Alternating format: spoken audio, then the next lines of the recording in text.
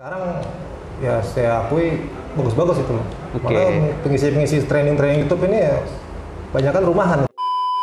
Ada juga yang gitarnya murah, tapi soundnya bagus nih.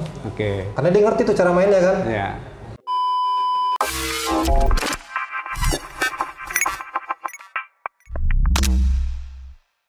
Ya, jumpa lagi di channel LPDK. Kali ini kita kedatangan tamu dengan Kak Ruli di sini. Ya, apa kabar? Alhamdulillah baik. Ya, baik ya, gitu ya. Masih sibuk apa sekarang kalau belakangan? Sekarang ya masih di audio lah. Audio ya. Jadi masih recording ya konsepnya? Recording, ya. Recording engineer gitu. Nah, ini kebetulan nih Kak. Temanya menarik ini karena ini saya mau konsultasi pribadi tapi sekaligus gratis lewat podcast ini ya gitu. Jadi bareng teman-teman tuh suka mau bikin ini nih kayak recording tapi di rumah lah gitu ya, yang mini gitu kan. Terus sekarang kan lagi ngetren lah, ada podcast, ada cover lagu, ada apalah ya, semi-semi kadang-kadang nyanyi sambil ngobrol atau gaya-gaya siaran radio gitu. Tapi di rumah tuh. Jadi nggak pakai peralatan studio. Kalau Kakak kan di studio udah lama lah ya, udah berapa tahun tadi katanya? Udah 20 tahun ya. Ya, 20 tahun udah gedein banget tuh gitu.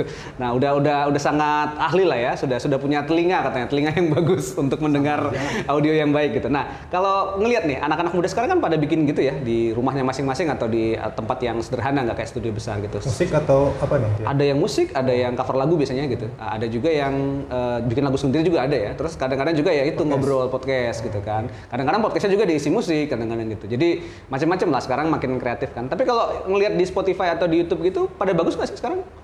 Sekarang saya dengar udah pada bagus-bagus ya. Ya emang standar itu yang ditujukan itu biar gimana, biar bagus, biar yang dengar juga enak kan. Ya, iya sih. Tujuan utama dia kan itu. Ya makin sini makin bagus lah gitu. Oke, karena mungkin ini atau karena alat mereka makin mahal atau gimana tuh biasanya? Saya lihat sih dia menguasai kan. Oke. Menguasai dan sebagai pemula sepertinya dia belum yang. Oh, di awal-awal mungkin masih pada ini ya, ada bolong-bolongnya lah ya biasanya gitu. Biasa itu pasti lah.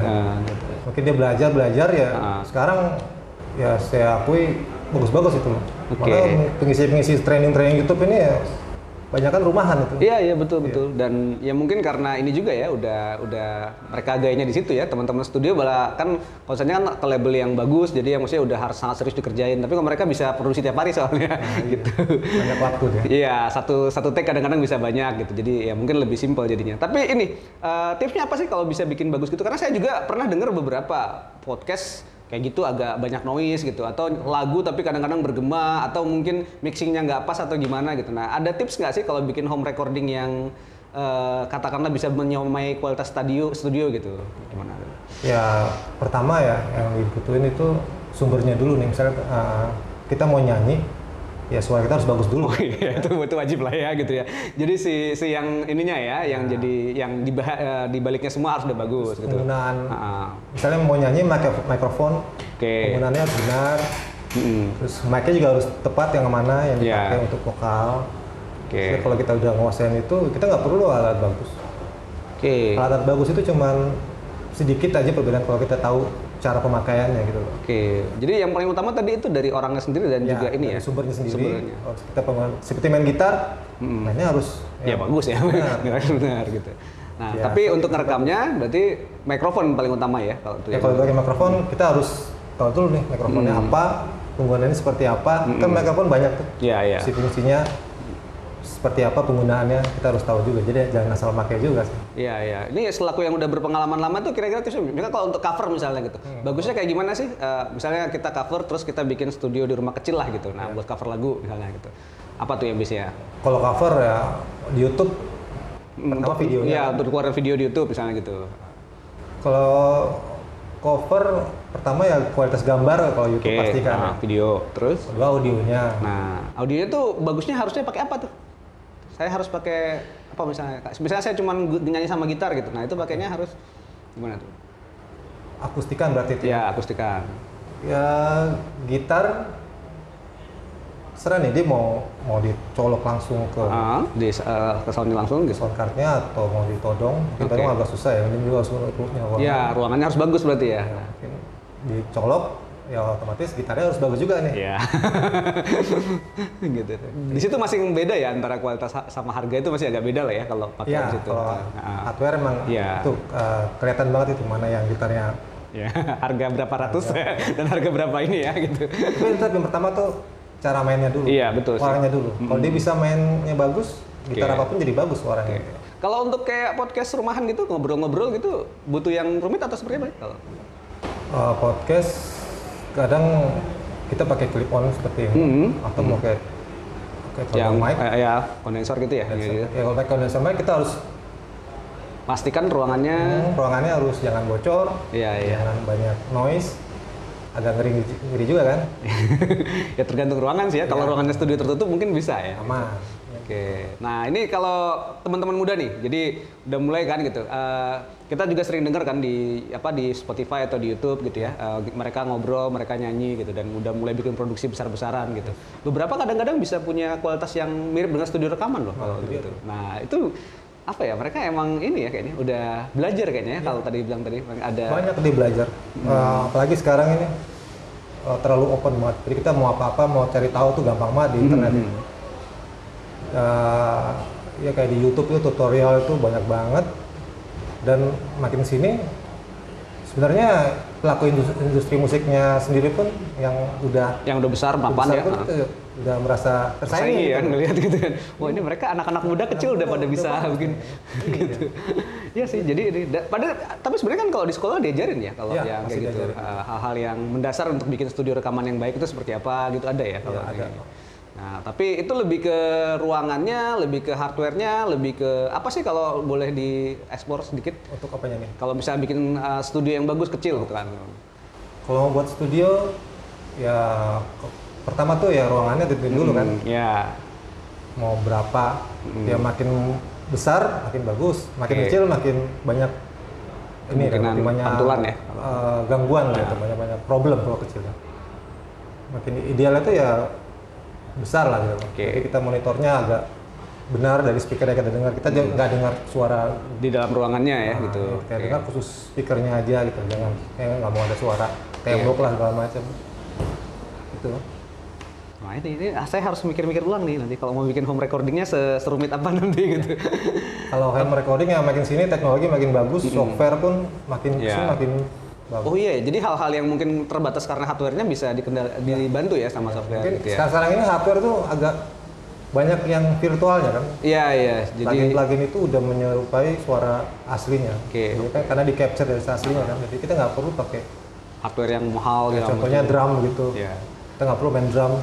Kalau drum kan harus nyari studio yang bagus, ruangan yang bagus, luas, ada kedapnya gitu ya. Terus pemain yang bagus. Sekarang udah bisa diganti sama suara gambar virtual aja. Ya. Kita dengar juga hasilnya, kita nggak tahu nih, ini dia gambar atau asli nih. Oh gitu? Iya. Sebagai orang yang udah berpengalaman masih agak udah hampir sama berarti ya? Iya.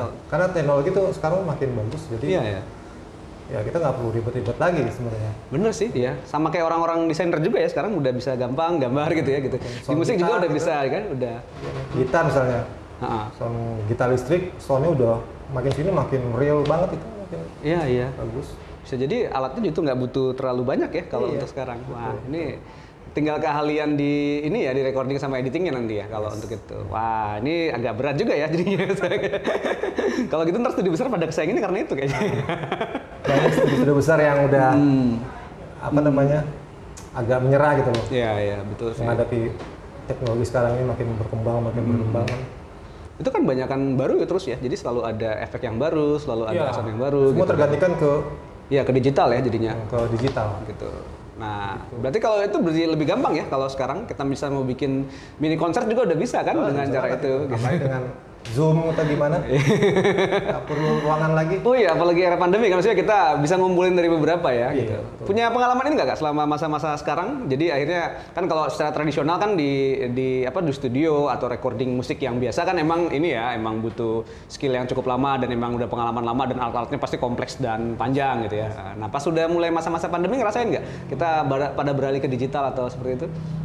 Pandemi kalau ke arah digital itu masih belum ya, sama belum aja kalau recording ya agak mungkin pelaksanaannya aja seperti live-nya atau performingnya aja agak sedikit berbeda.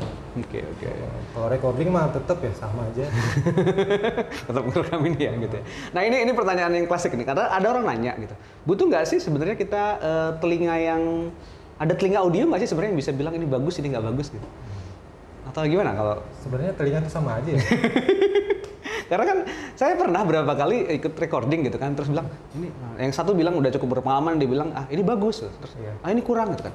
Kok kayaknya saya dengernya sama aja gitu. Atau telinga saya kurang peka atau gimana sih kalau biasanya untuk bisa tahu gitu. Jadi kalau pas denger satu rekaman gitu ya, satu musik misalnya gitu. Oh ini bagus recordingnya. Nah bisa tahunya gimana tuh? Ya kalau komparasi mah gampang ya, dengan lagu lain dia sama nih, berarti bagus kan. Karena kita ada compare-nya kan. Yeah. Kalau kita datangin ke studio, ini bagus kata orang tadi bilang, kita dengar sama aja sebenarnya. Ya mungkin karena dia dengarnya di sweet spot, jadi di titik yang terbagusnya. Oke. Oh, kita mungkin agak di beda bagian ya, yang sebelah sananya gitu ya. Titiknya bukan di situ. Mungkin itu juga. Yang kedua, yang tadi masalah kuping sama atau enggak.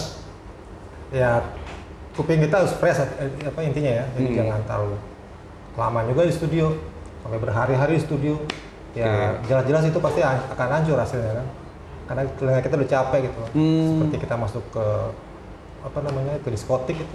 Terus menerus dengar suara yang dari satu itu. Padahal kan gitu. pertama kali kita masuk kan kenceng banget nih, tapi lama-lama kita enjoy. Jadi kan? Biasa kan? Kita terbiasa. Itu artinya kuping kita udah rusak artinya kan. Gitu. Ya, jadi memang harus ngasih jarak tertentu ya di antara. Karena kita harus istirahat kan. Maksimal 2 jam kita harus break dulu, keluar dulu, masuk lagi. Kadang saya kalau mixing mastering itu ya pagi-pagi gitulah kita press, kita kerjain. Kita keluar lagi, masukin lagi dalam studio. Ya begitu. Jadi lebih kuping kita harus jangan letih lah. Ya. Memang ada ini ya. Kita punya keterbatasan secara fisik ya kalau untuk ini. Pastinya. Ya. Gitu. Nah tadi kembali ke topik yang studio rekaman di rumah nih. Berarti butuh itu juga ya, jadi butuh ngebandingin juga dengan komparasi dengan yang udah pernah ada gitu. Dan kalau yang saya denger ya, maksudnya beberapa kadang-kadang memang ada yang bagus banget kalau ngecover gitu ya. Ada karena memang skillnya dia. Tapi ada juga kadang-kadang yang skillnya bagus, tapi mungkin karena tadi yang kurang mengerti tentang recordingnya gitu. Jadi malah kadang-kadang mix. Yang paling sering kesalahan apa sih biasanya kalau yang para pemula lakukan kalau di recording itu biasanya? Recording akustikan ya? Iya, akustikan biasanya kalau cover atau gitu. Atau pokoknya di home studio lah gitu. Paling salah itu saya dengar sih di YouTube ini udah pada bagus semua ya. Oh gitu ya. Ini dulu-dulu yang masih agak-agak jelek-jelek dulu biasanya karena ini. Dia ngejain di kamarnya itu udah bagus, menurut dia paling bagus, pas kita dengar di luar beda ya. Beda, hancur kan, jelek gitu. Vokalnya tenggelam atau ketik kegedean. Nah itu biasanya karena apa tuh biasanya? Ya karena ruangannya mungkin ya. Ruangannya. Jadi yang didengar adalah sound di ruangan, bukan sound rekaman ya jadinya. Mungkin dia naruh speakernya di atas meja. Besar-besar, mejanya ikut bergetar, meja keluar suara, dia didengar suara meja mungkin kan. Pantulan dari mejanya gitu. Suara meja. Pas dengar di luar, kok nggak ada ya, kayak beda gitu. Banget ini. Di meja gua bagus nih, berarti mejanya yang bagus tuh. Banyak sih hal gitu. Ya, jadi dia nggak memperhatikan ada suara rekamannya ya, justru malah yang diperhatikan karena dia terlalu banyak gangguan kan. Seperti pantulan, kayak di ruang pantulan banyak banget. Iya, pasti. Recording pasti dijoin banget, kecuali kalau penggunaannya untuk reverb. Iya. Beda lagi ya. Oke. Jadi tadi yang pertama, jadi mungkin dia nggak kondisi ruangannya sendiri yang udah banyak noise. Terus apa lagi biasanya kesalahan yang paling sering? Kesalahannya ya penggunaannya, seperti mikrofon, dia jaraknya mungkin terlalu jauh. Ya sekarang sih aman-amannya dekat-dekatnya terus ya. Iya sih, biar soalnya bisa kan suara kita yang tangkap kan ya. Kalau masalah reverb ada efeknya belakangan aja gitu. Tapi memang paling sering itu kadang-kadang mungkin karena mic-nya kejauhan jadi ini ya, berjarak sama. Iya, bergema jadinya. Nggak jelas kita ngomong apa kan. Dari intinya kan omongan itu yang didengarkan. Karena banyaknya ruangan jadi nggak begitu banget.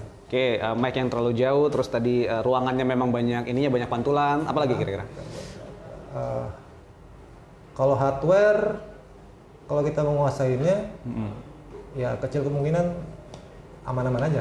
Kalau kita nguasain ya, kalau kita nggak nguasain. Nguasainnya itu maksudnya apa tuh Kak berarti? Kalau kita harus tahu si merek ini gunanya buat apa atau? Seperti mikrofon, penggunaannya gimana nih? Dia ada maksimum dB-nya, ada dynamic range-nya.